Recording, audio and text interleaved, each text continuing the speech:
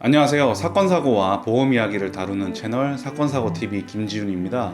지난 자전거 사고 1편, 2편 영상에서 자전거 사고 시 보험으로 손해배상을 받을 수 있다는 내용과 자전거 사고 시 꼭 챙겨 보아야 할 보험에 대해서 알아보았는데요. 이번 영상에서는 자전거 사고 손해배상 사례를 알아보도록 하겠습니다.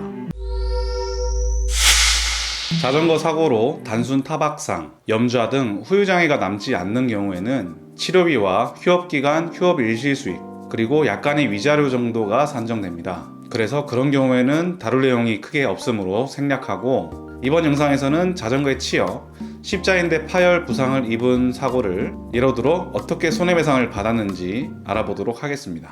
40대 중반 남자분이셨는데요. 공원에서 운동하기 위해 보행자 전용 도로에서 걷던 중 뒤에서 빠르게 달려오던 자전거에 부딪혀 튕겨져 나가며 넘어진 사고였는데요. 사고 이후 무릎에 통증을 느끼고 응급실로 내원하셨고, 엑스레이 검사상 뼈에는 이상이 없었지만 이후 계속되는 무릎 통증으로 불편함을 호소하셨고, 주치의 판단에 무릎에 십자인대 파열이 의심되어 며칠 뒤 무릎 MRI를 찍고 나서 전방 십자인대 파열 진단을 받은 사례였습니다. 이 사고는 자전거 운전자의 과실로 일어난 사고로 자전거 운전자의 일상생활 배상 책임 특약담보로 처리가 되었습니다. 이 사건의 경우 보행자 전용 도로에 자전거 운전자가 들어가서 사고를 발생시킨 경우로 보행자의 과실은 없는 것으로 산정되었습니다. 그리고 피해자분의 소득은 월 420만 원이셨고요. 전방 십자인대 파열 수술을 시행하여 8개월이 지난 후 후유장애 평가 결과 노동능력 상실률 14.5%의 영구장애 소견을 받았습니다.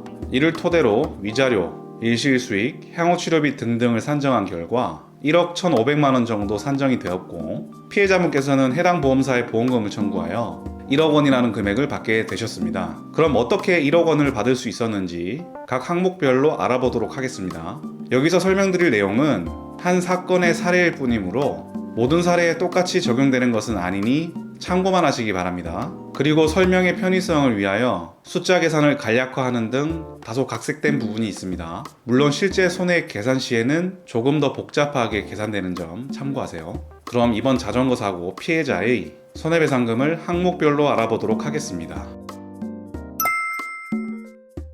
첫 번째, 위자료. 위자료는 정신적인 피해를 위로하기 위한 금액이고요. 이 항목은 보통 사망 위자료 기준금액 1억 원에 노동능력 상실률을 곱해서 산정하는데요. 이 사례에서 위자료는 1억 원에 노동능력 상실률 14.5%를 곱해서 1,450만 원이 산정이 되었습니다. 두 번째, 휴업 일실 수익. 이 항목은 사고로 인해 입원하게 되면 수입이 감소하게 되는데, 그 감소된 소득에 대해서 손해배상을 해주는 것입니다. 이분의 경우 월소득이 420만 원이었고 22일간 입원하셔서 이 휴업일실 수익으로 계산된 금액은 420만 원 나누기 30일 곱하기 22일 해서 308만 원이 됩니다. 세 번째, 장애 일실 수익. 이 항목은 사고로 인해 장애가 남게 된 경우 그 장애로 인해 노동능력이 감소가 되어 해당 노동능력 상실분만큼 향후에 줄어들게 될 소득을 배상하는 항목인데요. 이 항목에서는 노동능력 상실률, 즉 퍼센트와 장애 기간, 즉 몇 년 동안 노동능력 상실이 남게 되는지, 이 두 가지 항목에 피해자의 소득을 곱해서 지급하는데요. 이 사례에서는 후유장애 평가상 무릎의 십자인대 파열로 노동능력 상실률 14.5% 영구장애로 평가가 되었고, 이를 토대로 계산한 장애 일실수익은 420만 원 곱하기 14.5% 곱하기 161.0850 빼기 7.8534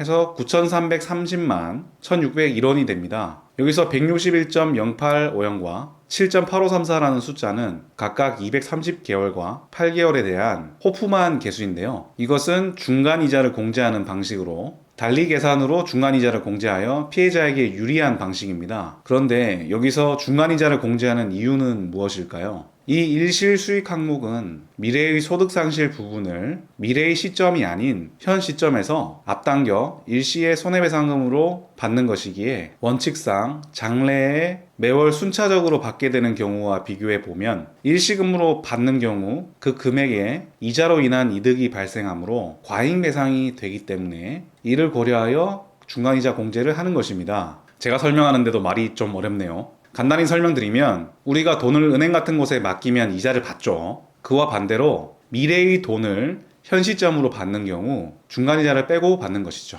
설명이 길어졌네요. 다음 항목은 네 번째 향후 치료비 항목입니다. 이 항목은 합의 이후 발생될 치료비 항목을 합의 시점에 계산하여 지급받는 것인데요. 이 사례에서는 무릎 관절경 수술 흉터 및 향후 통원 치료비 해서 100만 원이 인정이 되었습니다. 다섯 번째 직불 치료비 항목입니다.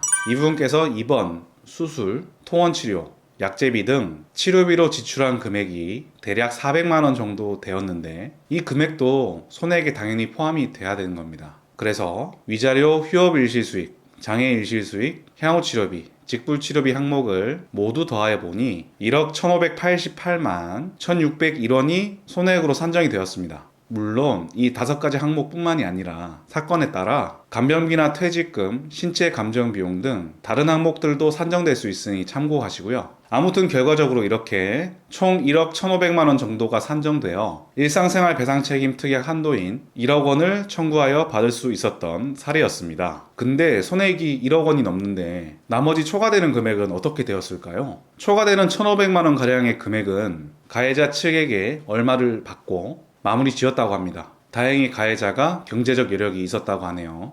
이 사례에서 만약에 가해자에게 해당되는 일상생활 배상 책임 특약이 2개 이상 있었다면 가해자 자기 부담 없이 모두 보험으로 처리될 수도 있었던 사건이었습니다.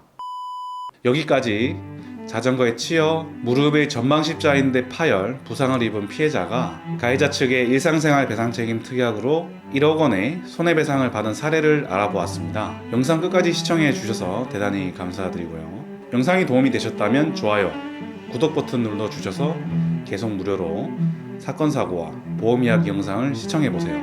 감사합니다.